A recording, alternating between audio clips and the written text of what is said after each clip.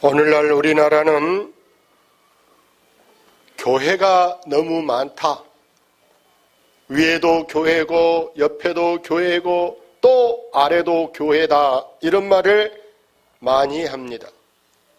그러나 여러분, 교회가 많이 세워진 것은 절대 나쁜 것이 아닌 줄로 믿습니다. 다방이 많이 있는 것보다, 술집이 많이 있는 것보다, 노래방이 많이 있는 것보다, 여러분, 교회가 뭐 도둑질 안 됩니까? 교회가 여러분 뭐 합니까? 오히려 죄인이 나와서 회개하고 괴로울 때, 억울할 때, 슬플 때, 답답할 때 찾을 수 있는 것이 교회이기 때문에 교회가 많이 있는 것은 절대 나쁜 것이 아님을 아시기를 바랍니다. 그러나 문제는 교회가 무엇을 근거로 해서 교회가 세워졌느냐. 여러분, 목사님이 갈 데 없을 게 그냥 교회나 하나 세워보자. 놀이거리로 뭐 교회를 세웠냐? 이게 아니고, 교회의 운명이 뭐냐? 여러분, 교회의 운명은 성령님이 이 교회에 역사하느냐 안 하느냐에 따라서 이 교회가 죽은 교회냐 살아있는 교회느냐, 이 둘 중에 하나 운명을 좌우하게 되는 줄로 믿습니다. 그러기 위해서 문제는 그 교회를 담임하고 있는 목사님이나 그 교회를 출석하는 성도들이 이 성령님을 내 안에 모시고 사느냐, 아니면 나는 성령 필요 없어, 우리는 돈이 있어, 권세도 있어, 우리 힘이면 돼, 이렇게 생각하고 성령을 내쫓고 사느냐에 따라서 여러분, 아무리 돈이 있고 무슨 뭐 천하를 호령하는 권력 있는 자가 이 교회를 다닌다 할지라도 성령을 내쫓는 교회는 여러분 죽은 교회가 될 수밖에 없음을 꼭 잊지 마시기를 바랍니다. 구약시대에 보면은 천하장사라고 불렸던 삼손이 있습니다. 이 사람이 성령님이 함께할 때 능력을 받았습니다. 엄청난 힘을 얻어서 그가 나귀 턱뼈 하나 들고 가서 저 블레셋 군대 1000명을 넘어뜨리는 그런 엄청난 힘이 어디서 왔다고요? 바로 성령의 능력인 줄로 믿습니다. 사울왕도 여러분, 이제 성령님이 함께할 때는 능력 있는 왕이요 존귀한 왕으로 그가 쓰임받았지만 성령을 거역하고 하나님을 배반할 때 성령이 떠나버려요. 그때는 이 왕이 완전히 전쟁에서 실패할 뿐만 아니라 자기 집안 전체가 몰락하는 비참함을 맛보게 된 줄로 믿습니다. 다윗왕을 보세요. 그 어린 목동 소년일 때도 성령이 함께 하시니까 여러분, 그 블레셋의 장군 골리앗이라는 사람, 천하의 어느 누구도 대항할 수 없는 그런 이제 어마어마한 권세를 가진 이 골리앗을 돌멩이 5개 들고 그를 한 방에 넘어뜨릴 수 있는 게 바로 뭐냐? 여러분, 성령님이 주시는 힘인 줄로 믿습니다. 솔로몬 왕도 마찬가지예요. 그가 하나님 앞에 1000번제를 드리면서 나는 어이른 아이라 사람 수도 계산 못하고 나는 이렇게 재판도 잘할 수가 없으니 내게 지혜를 주십시오라고 기도할 때 바로 그에게 성령이 임하게 됨인 줄로 믿습니다. 사랑하는 여러분, 성령이 임하는 것은 온 우주적인 어마어마한 하나님의 복, 축복. 할렐루야. 같이 읽어볼까요? 그 후에 내가 내 신을 만민에게 부어주리니 너희 자녀들이 장래 일을 말할 것이며 너희 늙은이는 꿈을 꾸며 너희 젊은이는 이상을 볼 것이며. 이 성령님은 인격입니다. 인격 대신 성령님이 남녀노소를 구별하지 않고 민족을 차별하지 않고 임하는 그 축복이 바로 성령의 임재임을 여러분 아시기를 바랍니다.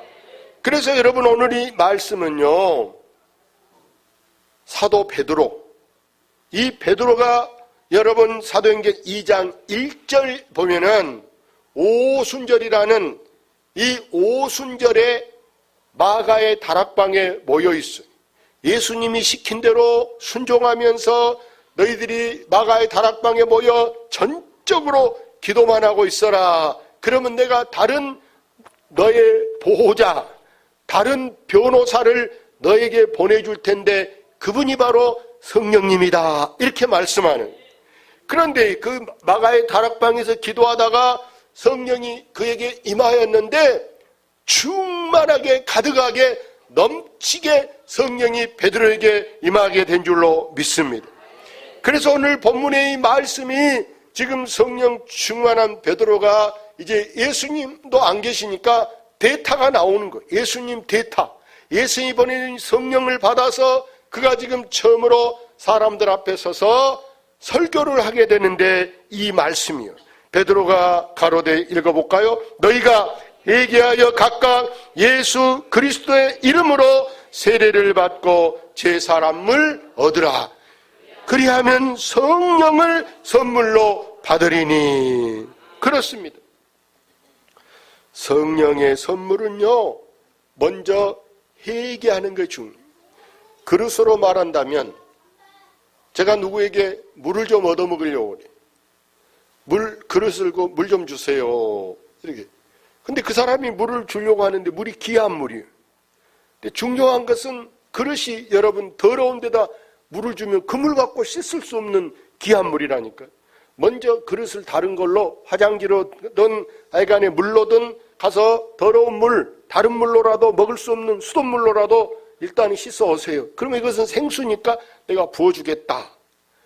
이와 같이 우리가 성령을 선물로 받기 위해서는 내 마음을 씻는 것, 내 마음의 나쁜 것을, 그 습관을 고치는 것, 그걸 여러분 회개라고 말씀한 줄로 믿습니다. 너희가 회개하고 예수 이름으로 세례를 받으면 죄가 사해지고, 그러고 나면은 그에게 성령을 선물로 주겠다 한 줄로 믿습니다. 선물이라는 것은요, 그 사람에게 맞은 것을 줘야 좋은 선물이지, 쓸데없는 것을 선물로 주면 준 사람도 오히려 바보 취급받는 거예요. 저에게 누가, 여러분 보세요, 한 50만 원 가는 양주를 선물했습니다. 고급 선물입니까? 대답해 보세요. 무슨 선물? 아무 쓸데없는 선물. 양주 50만 원에 사자면 내가 뭐 하겠어? 이걸 내가 또 갖다 팔 수가 있습니까? 어디가 이걸 창피하게 팔겠습니까? 교인이 서령 양주집을 한다고 한들 이걸 내가 좀 권사님, 집사님 팔고 돈 좀 주세요. 이렇게 말할 수 있어요? 네? 치사하게? 그냥 가지시오 하면 몰라도. 그러니 이게 나를 시험 들게 하는 선물이라. 할렐루야. 행여라도 양주 사다 주지 마세요, 저에게. 먹었다 또 취하고 새벽에도 못 나오면 어쩔 것이. 자, 이와 같이 어린아이에게 여러분 보세요. 이제 한 살이나 먹은 애기에게 여러분 장난감을 사다 줬는데 비싼 핸드폰을 여러분 선물로 해줬다가 그래봐. 그 아이가 지금 이 핸드폰을 잘 관리해야 되는지 막 내 던져도 되는지 여러분 몰라. 근데 그에게 그거 좋은 선물이 되겠어요? 선물은 그의 사람한테 수준이 맞아야 되는 거라. 할렐루야. 수준이 맞는 선물하는 게 선물다운 것인데, 우리가 성령을 선물로 받은다. 회개 안 한 상태에서 선물로 받은 것은 성령이 부담스러워요. 내게 오는 것이 좀 역겨워요. 그러나 내가 회개하고 난 다음에 받은 성령은 성령이 신사적이고 여러분 아름답게 되는 것인 줄로 믿습니다. 그래서 지금 이 성령 충만한 베드로가 설교하는데 설교를 듣고 그날 회개합니다. 그날 회개하고 세례받은 사람이 한 시간에 몇 명이 세례를 받았느냐? 3,000명이 세례를 받았다는 사실입니다. 우리나라에서 여러분 개교회 한 교회에서 어느 교회가 여러분 한 시간에 3,000명 세례를 줄 수 있다고 생각합니까? 종종 군대에서 여러분 이제 막 입대하는 논산훈련소 이런 데서는 지금 그 훈련병들에게 여러분 군중 세례라고 해가지고 각 교단 목사님들을 불러서 세례를 일제히 줍니다. 5,000명도 줄 수 있어요. 그것은 교회에서 주는 세례하고 달라. 왜? 이 아이들은 다 자기 교회에서 중고등부, 대학교 때 교회 다니다 온 애들이고 또 어떤 애들은 강제로 끌려서 덩달아서 이렇게 오는 거예요. 상황이 전혀 판이 다른. 그래서 오늘 이 본문에 있는 여러분 베드로의 세례는 역사 이래 가장 큰 사건이 않는다는 사실을 여러분 꼭 기억하시기를 바랍니다. 그런데 이 베드로를 보면요, 예수님께서 지금 이제 공생애 30살에서 33세까지 3년 동안 예수님이 공생애 사역을 하는데 그 중간쯤에 이르렀을 때 제자들을 모아놓고 물어봤어요. 야, 요즘 내 이미지가 어쩌냐? 여러분 요즘 대통령 이미지가 어떻습니까? 그때 예수님이 제자들에게 사람들이 나를 누구라고 하냐 물어봤어요. 쉽게 말하면 선생님, 뭐 어른, 뭐 사기꾼, 뭐 여러 가지 이름이 별명이 있을 거 아닙니까? 그때 제자들이 나름대로는 예수님 기분을 좋게 해주겠다라는 의도로 옛날 선지자 중에 한 분 같다고 합니다. 엘리야 같다고 합니다. 에레미야 같다고 합니다. 이렇게 말해요. 그래도 예수님이 들을 때 시원치 않아. 그래서 베드로에게 꼬집어 물어요. 베드로야, 너는 나를 누구라고 하느냐? 이렇게 물었어요. 그때 베드로가 선뜻 대답하기를 주는 그리스도시요 살아계신 하나님의 아들이십니다. 할렐루야. 예수님이 그 말을 들을 때 너무 감동받은 거예요. 야, 어떻게 네 실력에 어떻게 감히 네가 그런 말을 할 수 있냐? 이건 네 가문이 좋아서가 아니고 너는 하늘에 계신 우리 아버지께서 네게 이렇게 은혜를 주셔서 그런 말을 하겠으니 내가 너에게 천국 열쇠도 맡겨가지고 너로 열고 닫는 권세를 갖게 하겠다 이렇게 말씀한 줄로 믿습니다. 사랑하는 여러분,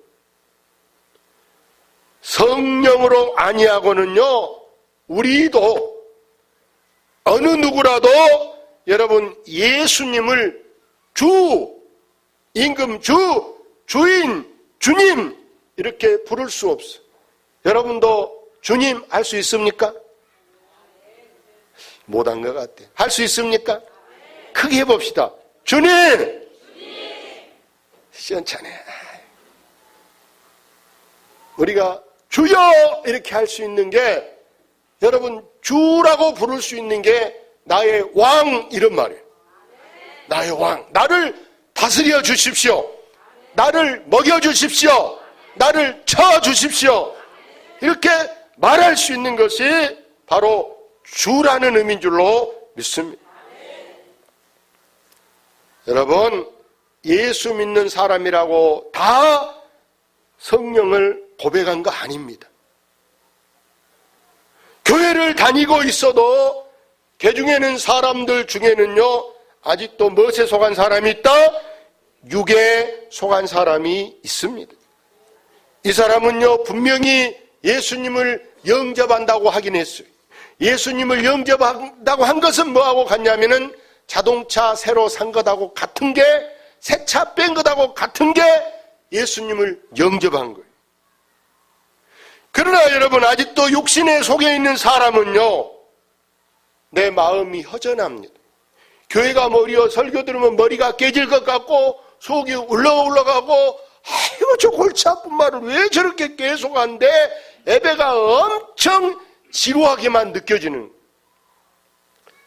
그래서 이 사람들은 교회에서 불평하기를 좋아하고요, 시비하기를 좋아하고요, 당짓기를 좋아하고요, 구원의 확신도 없고, 그 사람 입에서 늘 나오는 말은 뭐냐? 안 된다는 말. 아멘. 전도합시다. 그럼 뭐 한다고요? 요즘 전도가 안 됩니다. 우리 교회 건축합시다. 그러면 그 사람은 안 됩니다. 해봐야 사람이 안 온대. 건축하면 뭐답니까? 있는 교회도 조갑니다. 안 된단 말만 합니다. 돈이 없어 못한 거 아닙니다. 믿음이 없고 성령의 역사를 체험하지 못하기 때문인 줄로 믿습니다. 그러나 여러분 보세요. 성령이 충만한 사람, 영에 속한 사람이 있습니다. 이런 사람은요, 구원의 확신이 있기 때문에 교회 가서 찬송해도 여러분 기쁘고요, 기도해도 좋고요, 말씀 들어도 아멘이 된 줄로 믿습니다. 그래서 그 사람은 마음에 기쁨이 있고 마음에 평안이 있고 그 마음에 감사가 있고 행복한 줄로 믿습니다. 그 사람은 그래서 예배가 감격이라, 예배가 감격이고 감사하고, 여러분 항상 그 사람은 된다고 긍정적인 말을 하게 된 줄로 믿습니다. 아멘. 전도합시다. 전도하지 않는데 그게 왜 나쁩니까? 우리 교회 더 이쁘게 새로 건축합시다. 해봅시다. 할렐루야. 시작하면 되겠지요. 이게 여러분 긍정의 말인 줄로 믿습니다. 그래서 여러분, 이 살아있는 교회의 모습이 어떠한가? 살아있는 교회는 여러분 성령 충만한 교회인 줄로 믿습니다. 성령 충만한 교회는요, 무엇보다도 서로 사랑하는 교회인 줄로 믿습니다.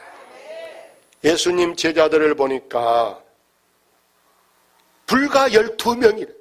우리 100분의 1, 10분의 1, 몇 대도 안 한 그 12명 제자들이 하나가 되지 못하고 서로 알가알가 하는 거예요.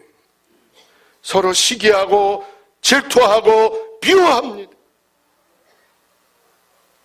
그런데 이 사람들이 성령 충만하니까 여러분 사랑의 사도로, 사랑의 사람으로 싹 바꿔지게 됐는데요. 심지어 여러분 얼마나 성질이 급한지 우리의 아들, 백낙 같은 그런 막 천둥 같은 사람 간 떨어지게 놀래게 막 소리 지른 그 여러분 요한이 신경질적인 이 사람이 변해가지고요 이렇게 말했어요. 성경을 썼는데 읽어볼까요? 사랑하는 자들아, 하나님이 이같이 우리를 사랑하셨은지 우리도 서로 사랑하는 것이 마땅하도다. 아멘. 얼마 전까지만 해도 혈기요 신경질적인 사람이 은혜 받으니 이렇게 싹 달라져서 말부터 다르게 하고, 이 사람이 이렇게 말했어요.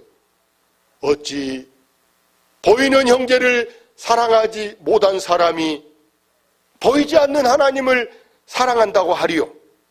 보이는 사람끼리 우리가 서로 사랑합시다. 이게 여러분 사도 요한의 고백인 줄로 믿습니다. 옆 사람 보고 인사해봐. 사랑합니다.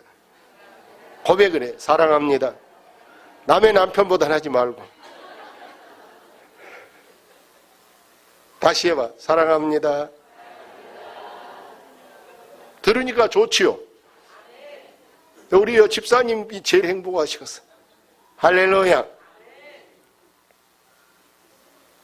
베드로, 사도 베드로는 이렇게 말합니다. 같이 볼까요? 만물의 마지막이 가까워서 그러므로 너희는 정신을 차리고 근신하여 기도하라. 무엇보다도 열심으로 서로 사랑할지니 사랑은 허다한 죄를 덮느니라. 할렐루야. 글도 쓸 줄 모르던 베드로가 오직이 글을 쓰고 싶어서 다른 사람한테 글 좀 써줘. 내가 부른 대로 좀 받아 적어봐. 이렇게 하면서 글을 쓰게 한 말이 바로 무엇보다 열심히 서로 사랑한데 사랑은 허다한 죄를 덮느니라 한 줄로 믿습니다. 고린도전서 13장을 사랑장이라고 말합니다. 그 마지막 절에 믿음, 소망, 사랑 이 세 가지는 항상 있을 것인데 그 중에 제일은 돈이라. 뭐라고? 사랑이라. 할렐루야. 그래서 이 초대교회는 정말 사랑이 넘치는 교회가 돼가지고 그들이 공동체 생활, 그걸 기프츠 생활이라 이렇게 공동으로 생산합니다. 농사를 같이 바다에 있는 걸 공동으로 생산. 우리는 똑같이 많으면 많은 10만 원, 10만 원 똑같이 잘 사나 못 사나 나누는 게 우리는 공동분배. 근데 그 사람들은 그게 아니에요. 더 어려운 사람들을 우선으로 필요한 아이들 학비며 병원비며 집 문제며 필요에 따라서 그들에게 이렇게 해결해 주는 것이 이 초대교회 공동체 생활인 줄로 믿습니다. 한마디로 인정이 넘치고 사랑이 막 흘러 넘치는 교회가 이 성경의 초대교회인 줄로 믿습니다. 그래서 오늘 마지막으로 살아있는 교회는 여러분 뭐가 더하는 교회다? 구원받는 사람이 더하는 교회. 아무리 그 교회가 시골에 있고 여러분 저 변두리에 있는 교회라고 할지라도 어디서 소문을 들었는지 누구 말을 들었는지 여러분 사람들이 오라고도 안 했는데 자기 차 타고 찾아와서 여러분 사람이 믿는 사람이 더해가는 교회가 여러분 살아있는 교회인 줄로 믿습니다. 성경 봅시다. 또 여러 말로 확증하며 구원하여 이르되 너희가 이 패역한 세대에서 구원을 받으라 하니. 오늘 우리 사회는 너무 심각하게 부패했습니다. 저 위에 있는 위정자부터 지금 심판대에 오르게 돼서 심지어는 청와대에 있는 사람들이 여러분 녹군으로 묶고 수갑을 차고 여러분 교도소로 가고 있는 거 우리 눈으로 보는 게 오늘 일이고 어제 일이고 날마다 벌어지는 일입니다. 이럴 때 이 험악한 세상에서 우리는 구원받는 사람이 날마다 더하게 하는 이 역할이 중요한 줄로 믿습니다. 세례 요한이 지금 여기 왔으면 여러분 뭐라고 말하겠습니까? 여러분 참 잘하고 있습니다 이렇게 말하겠어요? 아니면은 회개하라 뭐가 가까웠다? 천국이 가까웠다. 다시 외치기를 저 서울 복판에 세례요한을 저 여러분 시청 광장에 여의도 광장에 세례요한을 내려놔도 분명히 그분이 외친다면 회개하라 뭐라고? 천국이 가까웠다. 이렇게 세례요한이 외친 줄로 믿습니다. 지금 이 시대는요 마음에 불안한 사람들 이런 사람이 예수님 옆에 나와서 은혜를 받으면 마음의 불안이 사라지고 근심이 사라지고 오히려 그 사람에게 평강이 임하게 한 줄로 믿습니다. 괴로워서 잠이 안 온 사람이 불안한 이 슬픔에 있는 사람들이 예수 앞에 나와서 예수 믿으면 걱정이 다 물러간 줄로 믿습니다. 나는 세상에 아무 낙이 없어. 뭔 재미로 살아야 할지 밥을 먹어도 뭐 돈을 벌어도 아무 재미가 없어. 이런 사람이 어디로 가야 하느냐? 여러분 이제 오직 한 길 우리가 예수 앞에 나오는 것. 천부여 의지없어 손들고 옵니다. 주 나를 모른다고 예민하면 나 어디 가릴까 하고 여러분 다 예수 앞으로 나오게 한 줄로 믿습니다. 그래서 우리 이런 혼돈의 시대, 이 어지러운 시대, 이사야 선지자같이 우리 하나님이 내가 누구를 보낼까? 누가 우리를 위하여 갈까? 이렇게 말할 때 우리가 자진해. 주여 누가 여기 있나이다. 내가 여기 있나이다. 나를 보내소서. 자원할 수 있는 여러분 되시기를 주의 이름으로 축원합니다. 축원합니다. 이 시간에 우리 한번 기도하려고 합니다. 하나님이 나라를 보고, 이 나라를 보고 하나님 정말 우리가 그동안 깨어 기도하지 못했구나.